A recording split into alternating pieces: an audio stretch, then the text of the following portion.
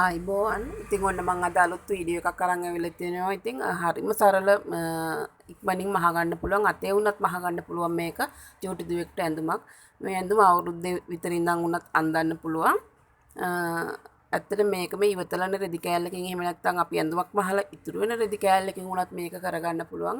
සමහර අය නම් හිතන්න පුළුවන් මේක මේ වගේ එකක් මොකටද දැම්මේ කියලා හිතන්නත් පුළුවන්. ඒ ආධුනික කෙනෙක්ට ඇඳුම් මහලා පුරුදු වෙන කෙනෙක්ට අලුතෙන් මහන කෙනෙක්ට ඉතින් මං හිතන්නේ මේකත් වටිනවා. මොකද ඒ වගේ දෙයක් හරි මහනවා කියන්නේ යාලට ඒක ඉදිරියේදී මේ මැහුම් දිගටම මේවා මහන්න ලොකු ශක්තියක් වෙයි කියලා හිතෙනවා. ඉතින් බලමු ඉතින් මේක ඉලාස්ටික් දාලා තමයි කරගෙන තියෙන්නේ. කොහොමද මේ අවශ්‍ය මෙෂර්මන්ට් එහෙම අපි බලමු. මං අරන් තියෙනවා අඟල් භාග ඉලාස්ටික් එකක්. මේ අපේ මුලින්ම මේ සායක් වගේනේ මේ මුලින්ම අහගන්න තියෙන්නේ. ඒක අපේ උඩ පපුව හරියට දාගන්න අඟල් 19ක් විතර අරන් තියෙනවා මම. අඟල් භාග ඉලාස්ටික් එකෙන් තමයි අරන් තියෙන්නේ. ඒතර බේබි ඉලාස්ටික් එකෙන් මම අරන් තියෙනවා අඟල් 6ක් 6මාරක් විතර අරන් තියෙනවා. ඉතින් ඕගොල්ලෝගේ බබාගේ පපුව එතකොට උර හිස කොච්චර තියෙනවද එහෙම බලලා පොඩ්ඩක් දිග අඩු වැඩි කරගන්න පුළුවන් ඔයාලට. මෙතන අඟල් 12ක් දිගට සහ අඟල් 3මාරක් පල්ලට රෙදි කෑලි දෙකක් අරගෙන තියෙනවා. මේ අතට ඕන නිසා රෙදි කෑලි දෙකක් අරගෙන තියෙනවා. එතකොට අපේ ඇඳුමට ඇඟ කොටසට එන රෙදි කෑල්ල ඇත්තට මේ බතික් මේ තුනී බතික් රෙදි කෑල්ලක් මම අරන් තියෙන්නේ. තනි පළුවක් අරන් තියෙන්නේ. ඉතින් ඕගොල්ලොන්ට ඒ තනි පළුවක් දිගට ගන්න බැයි නම් පළු දෙකක් විදිහට ගන්නත් පුළුවන්. මේ ඇඟ කොටසට එන කෑල්ලේ දිග තියෙනවා අඟල් 42ක්. 42ක් තියෙනවා. ඉතින් තව රැලි ඕනි නම් පළල වැඩි කරගන්න පුළුවන්. එහෙම නැත්නම් අඩු කරගන්න පුළුවන් ඕගොල්ලොන්ගේ කැමැත්ත අනුව. එතකොට අඟල් 17ක් 18ක් විතර මම උස අරන් තියෙනවා. උස අඩු වැඩි කරගන්නත් ඕගොල්ලොන්ට හැකියාව තියෙනවා. බලමු අපි දැන් මේක මුලින් කරන්න ඕනේ.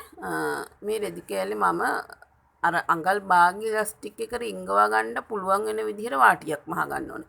පොඩ්ඩක් ඉලාස්ටික් එක මෙහෙම තියලා බලන්න. එතකොට ටිකක් අපිට වැඩිපුර දශමයක් දෙකක් වැඩිපුර තියලා තමයි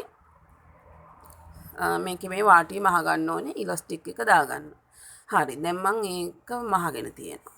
මේ බලන්න දැන් අපි දැන් මෙහෙම මම කටුවක ආධාරකින් මේ විදිහට ඉලාස්ටික් එක රිංගවා ගන්නවා. මෙතන ඕගොල්ලන්ට පොඩි දෙයක් කියන්න ඕනේ. මම මේ ඉලාස්ටික් එක දාන කොටසත් මේකට පෙන්නුවේ නිසා මෙහෙම අපි දැන් ඉලාස්ටික් එක දාගෙන යනවානේ. ඊට පස්සේ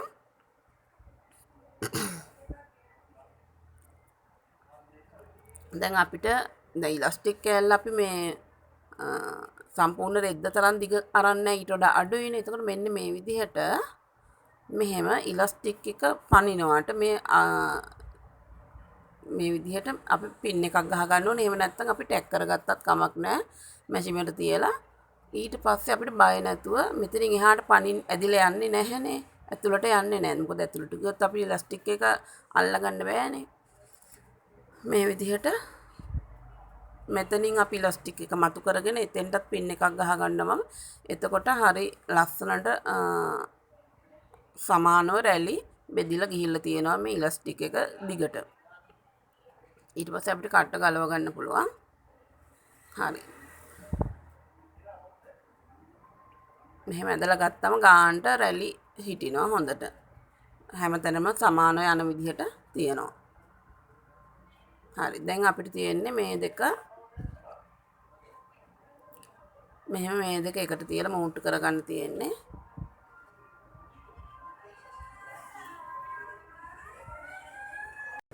ඉතින් මෙන්න මේ වගේ වාටි අපි මහගෙන ගිහිල්ලා ඊට පස්සේ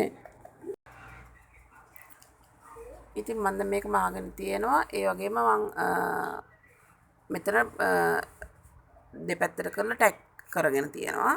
ඉතින් මම සික්සෙට් කරේ නෑ. මොකද මේක බල වාටි දෙක නිසා එහෙමම තිබ්බා. ඒ වගේම මම වාටියත් මහගෙන තියෙනවා. සාමාන්‍ය නෝමල් ස්කර්ට් එකක් මහ ගන්න ආකාරයට තමයි මහගෙන තියෙන්නේ.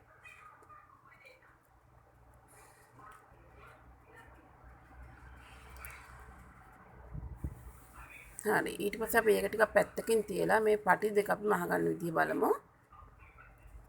මෙහෙම පොඩි වාටි දෙකක් දෙපැත්තෙන් ගහ ගන්න ඕනේ.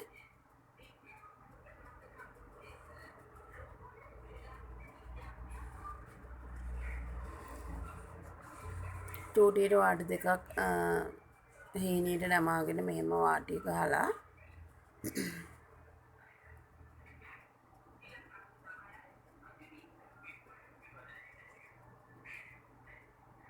අඟල් කාලක වගේ තිබ්බහම ඇති.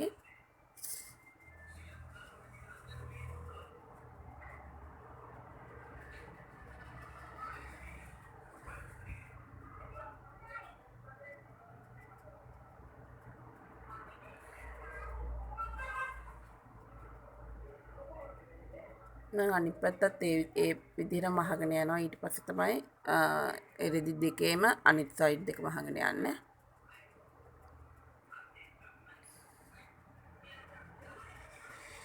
හරි ඊට පස්සේ මේ පැත්තට අපි නවල මහනවා.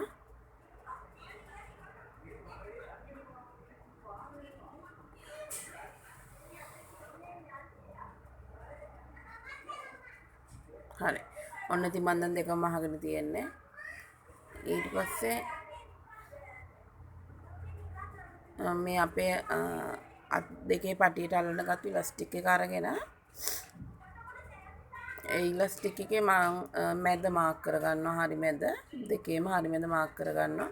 එතකොට අපිට පුළුවන් මේ රැලි පටියට මෙහෙම අල්ලනකොට හරියට සමානව හිටින විදිහට රැලි සමානව හිටින විදිහට මහගන්න. ඊට පස්සේ මේ රෙදි පටි දෙකෙත් අපි මැද මාක් කරගන්න ඕනේ.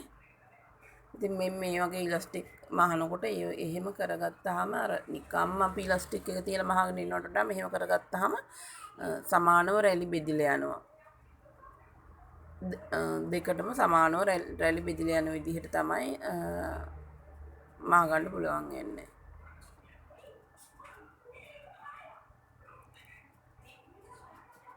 ඊට පස්සේ මෙතන මේ අපි මුලින් තියලා මේ ඉලාස්ටික් එකේ මැද මාක් කරපු තැන අපි මුලින් මෙහෙම තියලා පොඩ්ඩක් ටැග් කරගන්නවා. නැත්නම් ඉලාස්ටික් එක ඇදිලා එන නිසා. එතන ටැග් කරගෙන ඊට පස්සේ අපිට පුළුවන් අර අපි රෙදි පටිය මැද මාක් කරගත්ත තැනයි ඉලාස්ටික් එකේ මැද මාක් කරගත්ත තැනයි එකට හිටින විදිහට මෙහෙම ඇදලා තියාගන්න. මෙහෙම ඇදලා තියලා දැන් අතේ මහනවා නම් ඕගොල්ලන්ට පුළුවන් මේ මුලයි මැදයි අගයි කට තුනක් විතර ගහලා ඉතුරු ටික ඇදගෙන මේ විදිහට ඇදගෙන මහන්න. එහෙම නැත්නම් ඔහොම අපිට මහන්නත් පුළුවන්. මෙහෙම ඇදලා. ඊට පස්සේ කොනටම ඇද ගන්නවා. ඇදලා මෙහෙම ඉලාස්ටික් එක පනින්නේ නැති වෙන විදිහට දිගටම වහගෙන එනවා.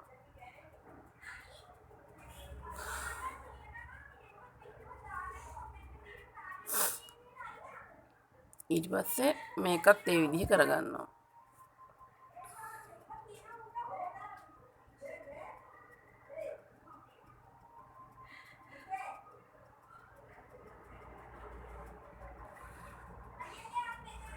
හරි දැන් මම මේ දෙකම මහගෙන තියෙන්නේ.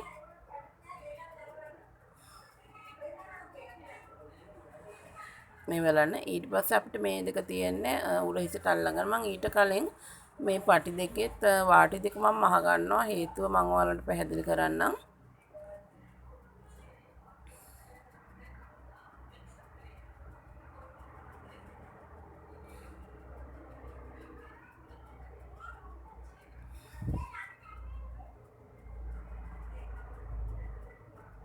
මේ විදිහටමයි එන්න ඕනේ.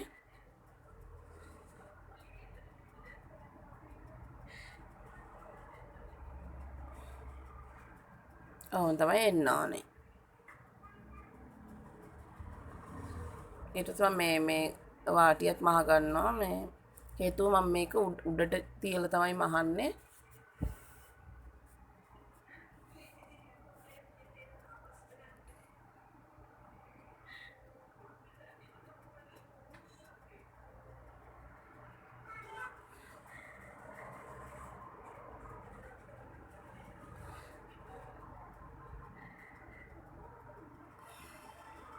ඊට පස්සේ අපි දැන් මේ විදිහ අර ජොයින්ට් එක පිටිපස්සට හිටින විදිහට මෙහෙම තියාගෙන අපි මේ ඇඳුමේ හරියට මැද හොයා ගන්න ඕනේ.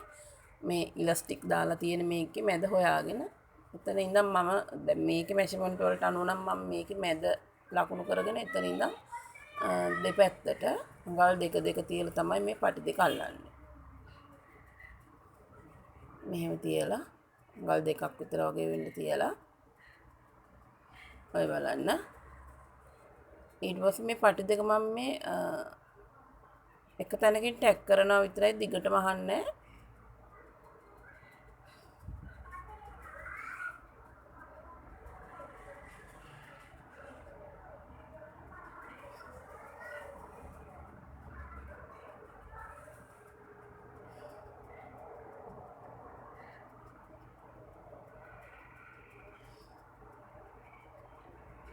මෙහෙම තියලා මෙහෙම දිගටම අහන්න. එහෙම වුණාම එහෙම මැහුවොත් ඉලාස්ටික් එක එතන ඇදෙන්නේ නැතු වෙනවා. ඉතින් මේ විදිහට එක තැනකින් විතරක් ටැග් කරනවා. එතකොට ඉලාස්ටික් එක ඇදෙන්න බාධාවක් නැහැ. මොකද ගොඩක් මේක ඉලාස්ටික් එක ඇදෙන්නේ නැතුව එතනින් හිර වුණත් පොඩි බබෙක්ට එතන හිර වෙන්න යනවා. ඇදෙන්නේ නැති නිසා. ඉතින් ඒ හන්දා ඒක වළක්වන්න තමයි මම මේ විදිහට කරන්නේ.